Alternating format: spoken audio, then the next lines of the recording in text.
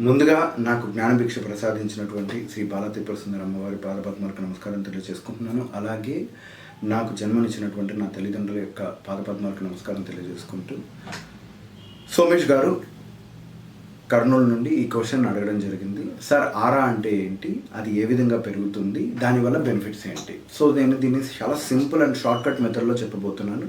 దీని మీద నేను ఒక ప్రత్యేకమైన వీడియో మరలా చేసే ప్లాన్లో ఉన్నాను. అయితే ఇప్పుడు వరకు మాత్రం మీరు అడిగినటువంటి క్వశ్చన్కి ఆన్సర్ ఇవ్వబోతున్నాను. ఆరా, దీన్ని బయోమాగ్నెటిక్ ఫీల్డ్ అని కూడా అంటారు. అంటే ఒక బల్బ్ కావచ్చు, ఒక లైట్ కావచ్చు, లేదా ఒక దీపాన్ని కావచ్చు. ఒక దీపాన్ని మనం వెలిగించాము అని అంటే దానికి నిప్పు ఒక కొంత భాగం వరకు మాత్రమే కవర్ చేస్తుంది, అంటే అగ్ని. తర్వాత దాని వెలుగు ఎంతైతే విస్తరణ జరుగుతుందో, సేమ్ వే ప్రతి ఒక్క ఆత్మని ఒక అగ్నిలాగా, లేకపోతే నిప్పులాగా, లేకపోతే ఒక దీపం ఇదిలాగా మనం ఊహించుకున్నట్లయితే ఆ వెలుగు ఏదైతే ఉందో అది ఆరా. ఈ యొక్క ఆరా బేసికల్గా చెప్పాలి అని అంటే 2 టైప్ ఆఫ్ ఎనర్జీస్తో ఫిల్ అయి ఉంటుంది. Negative energies or positive energies. Like negative thoughts and negative impression, negative ఫ్రీక్వెన్సీస్తో ఉన్నటువంటి ఆరా లెవెల్ చాలా తక్కువగా ఉంటుంది. గరిష్టంగా చెప్పాలి అని అంటే కొంతమంది సాధువులు, కొంతమంది ప్రాక్టీస్ చేసేటువంటి ఆరా మ్యాక్సిమం చెప్పాలి అని అంటే 5 కిలోమీటర్స్ వరకు ఉంటుంది. ఇక చాలా లీస్ట్ వరస్ట్ కండిషన్లో ఉన్నటువంటి ఆరా ఎంత ఉంటుంది అని అంటే 0.1 మీటర్ ఉంటుంది. 0.01 మీటర్ అంటే ఒక రకంగా చెప్పాలంటే 1 సెంటీమీటర్ వరకు ఉంటుంది. అంటే లాస్ట్కి ప్రాణం పోతున్నటువంటి ప్రాణి అలా ఉంటుంది.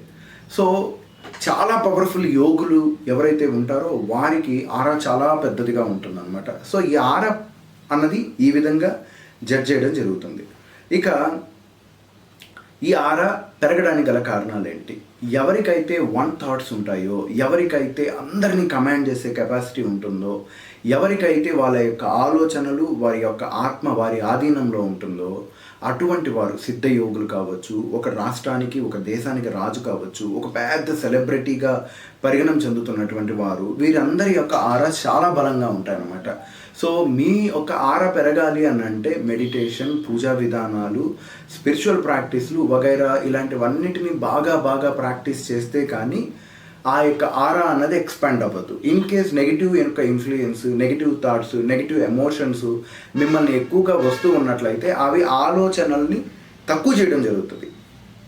అంటే మీ యొక్క ఆలోచనలు ఎక్కువ పెరిగిపోయి మీ ఆరాన్ని తక్కువ చేసేయడం జరుగుతుంది.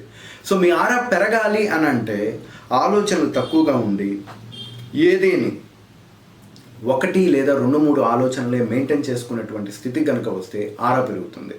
ఇక ఆరా పెరగడం వల్ల కలిగే లాభాలు సింపుల్, అయస్కాంత సిద్ధాంతం లాగా. ఆరా ఎక్కువ అయ్యే కొద్దీ వాళ్ళకి విపరీతమైనటువంటి అట్రాక్షన్ ఎనర్జీ ఉంటుంది. వాళ్ళని ఎవరైనా సరే సమ్మోహితులైపోతారు, వారిని ఇష్టపడతారు.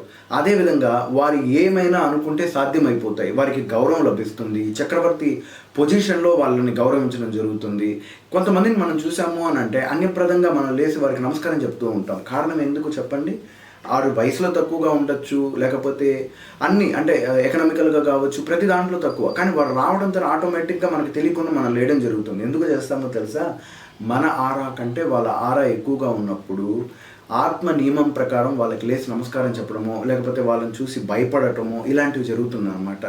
ఏదైతే డామినేటివ్ ఆరా ఉంటుందో అది సబార్డినేట్ ఆరాని కమాండ్ చేయడం జరుగుతుంది. అంత పవర్ఫుల్ ఉంటుంది అనమాట ఆరాలో.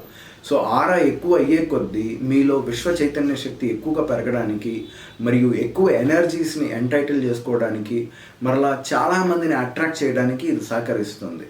హోప్స్ మీకు అర్థమైంది అనుకుంటున్నాను. Thank you very much.